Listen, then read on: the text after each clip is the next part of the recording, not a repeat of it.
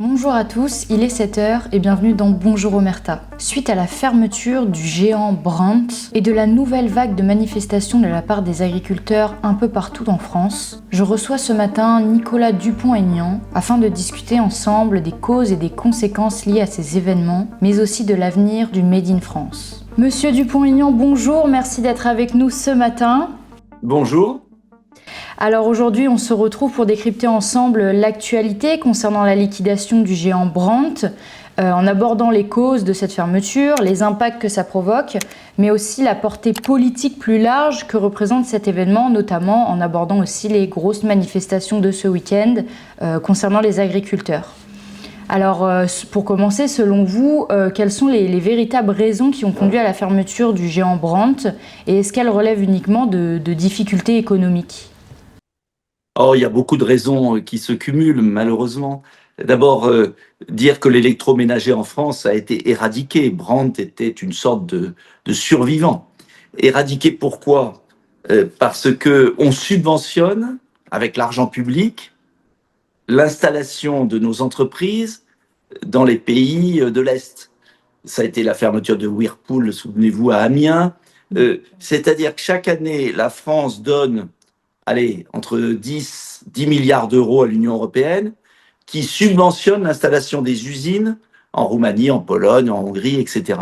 Alors moi, j'ai rien contre nos amis de ces pays-là, mais ce qui pouvait être compréhensible à la chute du mur de Berlin n'est plus compréhensible 30 ans après. C'est insupportable. C'est-à-dire que l'ouvrier, par exemple, de Brandt, subventionne avec ses impôts l'installation d'usines dans les autres pays de l'Union européenne. Bon, donc on est chez les fous. Ça, c'est le premier point le plus scandaleux des scandaleux. Après, vous avez des raisons objectives liées au coût du travail, liées au coût des charges sociales, liées aux normes, liées à la bureaucratie française. Tout n'est pas la faute des autres. Et puis, vous avez l'euro cher. On oublie toujours que, par exemple, en Pologne, il n'y a pas l'euro et qu'ils jouent de leur monnaie. Donc, on cumule, et puis je ne parle pas de la concurrence chinoise, ça c'est une autre question, avec la surévaluation majeure de l'euro, avec les mesures protectionnistes de Trump qui font que les exportations chinoises se réorientent vers l'Europe. Donc, on a le cumul de tout. Si on voulait faire crever l'industrie définitivement, on ne s'y prendrait pas autrement. Après, il y a la question de Brandt particulière. Là, on voit aussi que est-ce que le capital a mis ce qu'il fallait sur la table? Je n'en sais rien, je ne connais pas assez le dossier, mais ce qui est sûr, c'est qu'il n'y a pas la solidité du capital nécessaire pour affronter un vent fort de concurrence extrême. Donc, quand vous prenez tout ça, c'est déjà un miracle qu'ils aient survécu si longtemps, et c'est un drame humain. C'est une erreur stratégique majeure. C'est pourquoi je propose, dans un cahier que vous pouvez trouver sur le site de Debout la France, Produire en France, osons le protectionnisme intelligent, c'est le sous-titre, je propose des mesures radicales, c'est-à-dire j'estime que dans des cas comme celui-là, il faut s'attaquer à tous les éléments que j'ai décrits, c'est-à-dire par exemple arrêter de donner de l'argent à l'Union européenne, on va encore augmenter de 6 milliards à 5 milliards et demi cette année, premier point. Deuxièmement, oser des droits de douane temporaires ciblés pour mettre fin à l'hémorragie. Troisièmement, baisser les impôts de production. Plutôt que de baisser les charges sur tout le monde, il faut baisser uniquement les impôts sur ceux qui produisent en France. Et puis quatrièmement, je propose un fonds à la japonaise pour robotiser, investir dans nos usines.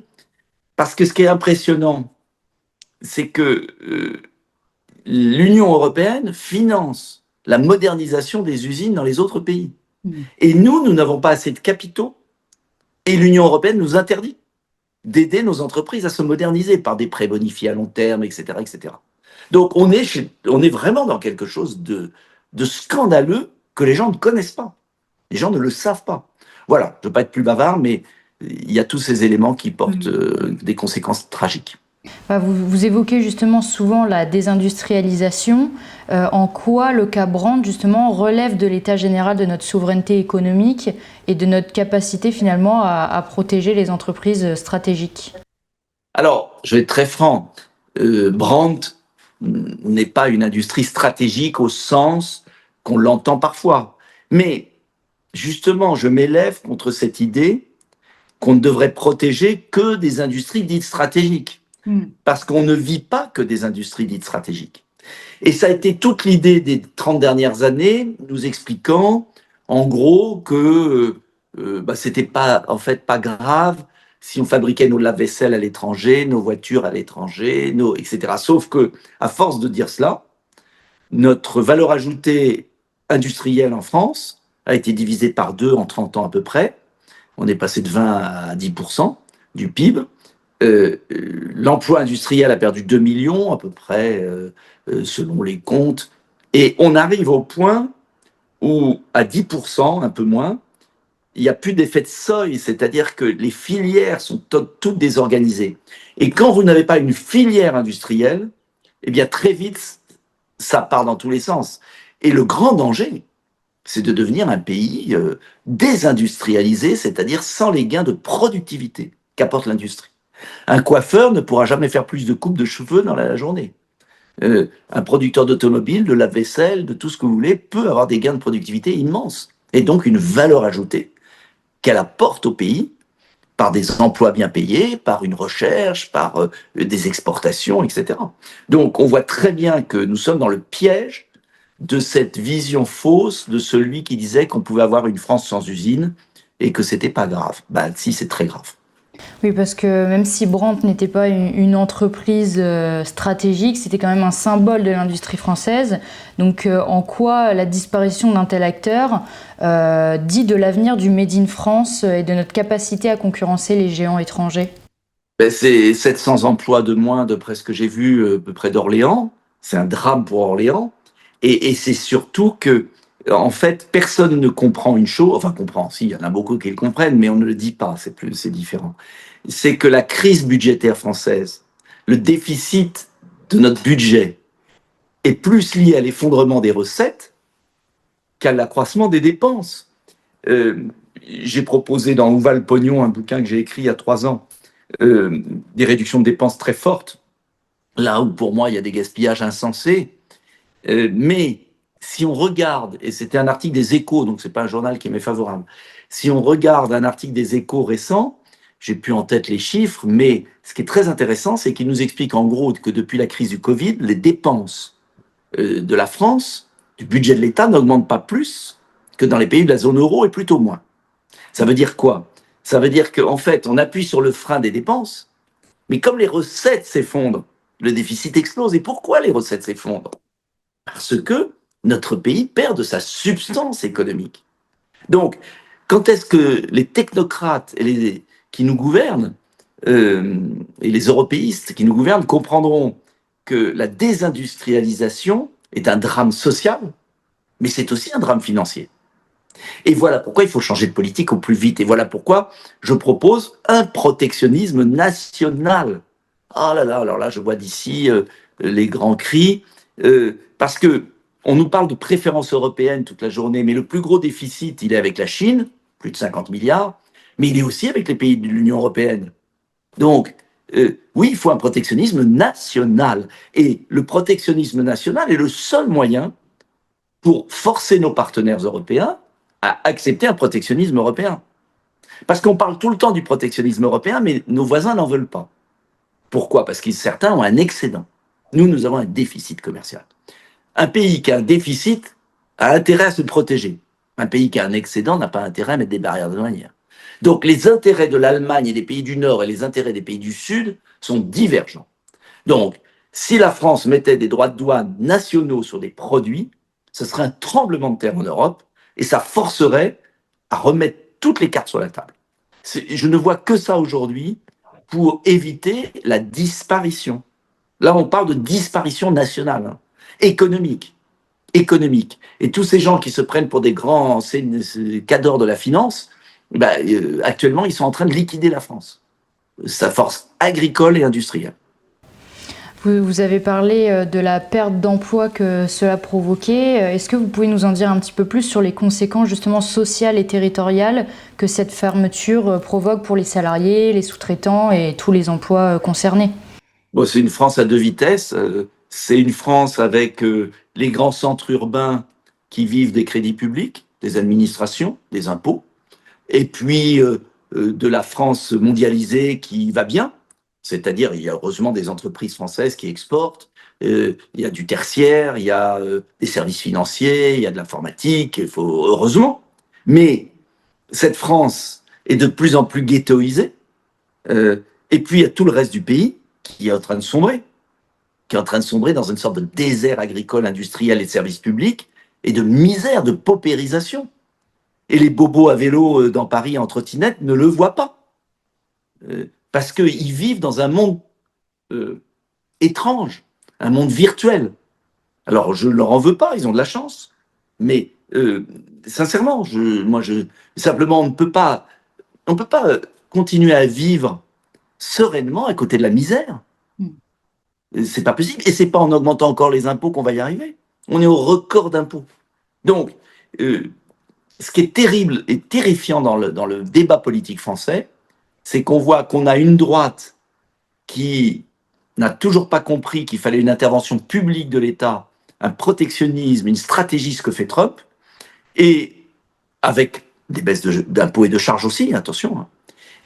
Et puis on a une gauche qui croit qu'en augmentant les impôts et en inventant la taxe Zuckman, ils vont panser les plaies, mais ils arrosent le sable. Ils arrosent le sable. Voilà. C'est pas possible de continuer comme ça. Donc il faut à la fois des mesures nationales, de baisse de charges, de réduction des normes, de baisse du prix de l'électricité, qui est possible, il suffit de revenir au marché français. Ça, c'est possible demain matin. Alors on va me dire, ça fait un trou budgétaire. Oui, ça fera une baisse des recettes, mais ça va réalimenter la pompe. Et puis, il faut des mesures protectionnistes, nationales, temporaires, pour arrêter l'hémorragie. Il faut arrêter d'obéir à Bruxelles. Il faut ouvrir la crise en Europe pour que nos emplois ne partent pas dans les autres pays d'Europe. Alors la fermeture de Brandt intervient au même moment où les agriculteurs expriment une nouvelle fois une profonde colère contre la perte de compétitivité et l'abandon des filières françaises. Est-ce que vous voyez justement un lien entre la crise agricole actuelle, qui dure depuis un moment, et la désindustrialisation illustrée par le cas Brandt, par exemple? Oui, c'est la même politique. En fait, c'est la politique d'ouverture, encore pire, de libre-échange intégral, où on sacrifie, enfin l'Union européenne, avec la complicité du gouvernement français, sacrifie la filière agricole au profit des ventes de Mercedes, de BMW, dans les pays avec lesquels on signe des accords, et aussi de services financiers français, sans aucun doute, banque, assurance. Donc voilà, c'est un marché de dupes, c'est les nantis qui essayent de conquérir des positions dans le monde au détriment des Français qui crèvent. Et la colère du monde agricole, elle est forte parce que c'est tellement insupportable ce qui se passe, tellement insupportable.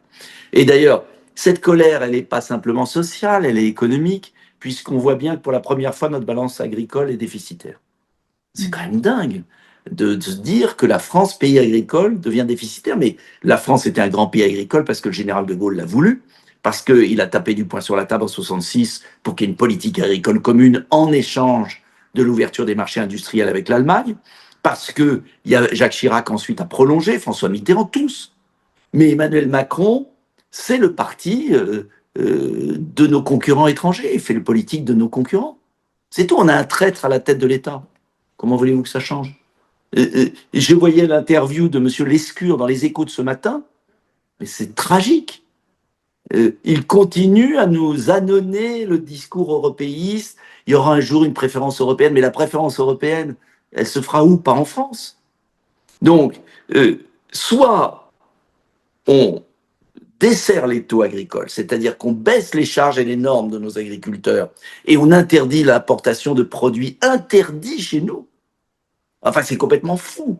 On interdit certains produits phytosanitaires sur notre sol, et tant mieux, et on va autoriser l'importation de viande du Mercosur 30% moins cher, bourrée de produits interdits en France.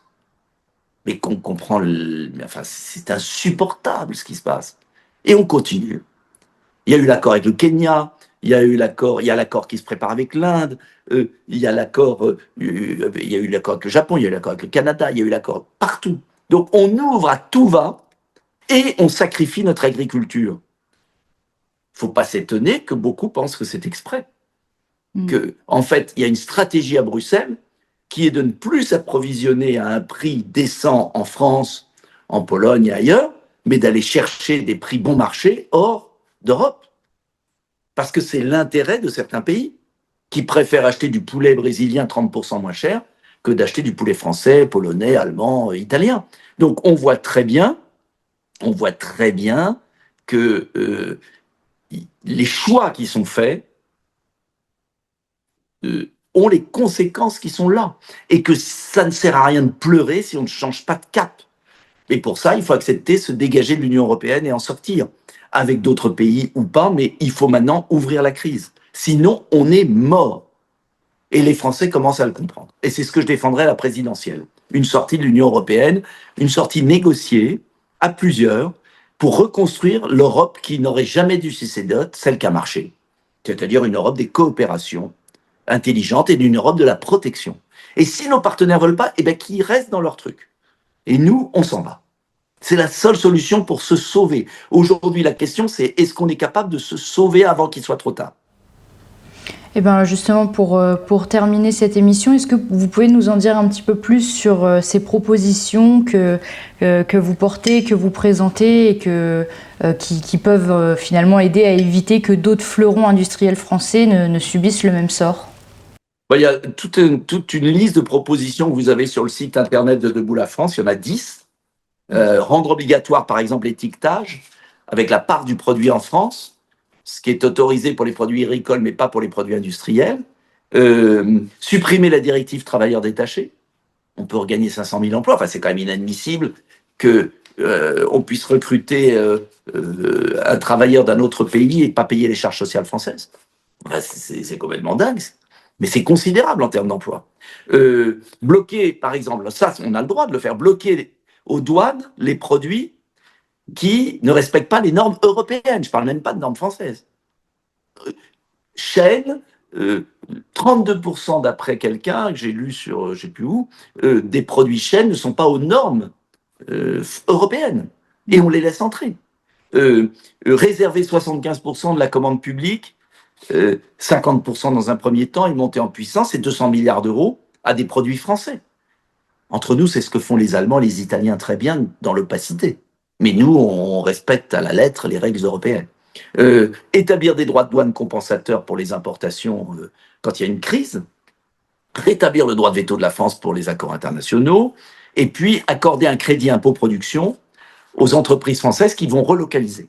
C'est-à-dire un super bonus fiscal pour récompenser ceux qui veulent réindustrialiser. Le fonds d'aide à la relocalisation aussi, l'exemple japonais, 10 milliards d'euros avec des crédits à très long terme, à bas taux d'intérêt pour inciter les entreprises à investir en France, comme le font d'ailleurs la Roumanie, la Pologne et les autres. Renforcer le décret Montebourg pour bloquer les OPA étrangères, et puis ensuite relancer la participation des salariés pour créer des capitaux structurels. Par exemple, Duralex a été repris en scope par les salariés, ça peut être intéressant pour éviter qu'il y ait du démantèlement lié à du capitalisme sauvage. Vous voyez, donc c'est peut-être prétentieux, mais je crois qu'à Debout la France, nous avons le programme le plus cohérent. D'ailleurs, même sur une chaîne de télévision qui n'est pas où je ne suis pas toujours en odeur de sainteté, ils ont reconnu que notre programme était cohérent. Parce que le problème de fond, c'est que je pense que pour la présidentielle, on va avoir besoin quand même de projets cohérents et pas simplement de candidats TikTok. Il y a un moment où il va falloir quand même qu'on soit sérieux. Est-ce qu'on veut résoudre les problèmes du pays ou pas? Et est-ce qu'on s'en donne les moyens? Et je veux mettre sur la table la question de l'Union européenne. Parce qu'aucun candidat, sinon, va le faire. Ils font tous continuer à croire qu'on peut continuer comme ça, qu'on va contrôler l'immigration, M. Retailleau, sans changer les règles de l'Union européenne. M. Bardella nous explique qu'il va arriver à la table des négociations, qu'on va voir ce qu'il va voir. C'est faux tout ça, c'est faux. Donc moi, je tiendrai un discours de vérité. Je sais que ça ne va pas plaire, mais si les Français veulent s'en sortir, ils doivent sortir de l'Union européenne. Voilà. Voilà, il n'y a pas d'autre solution. Après, il ne s'agit pas de s'en sortir n'importe comment.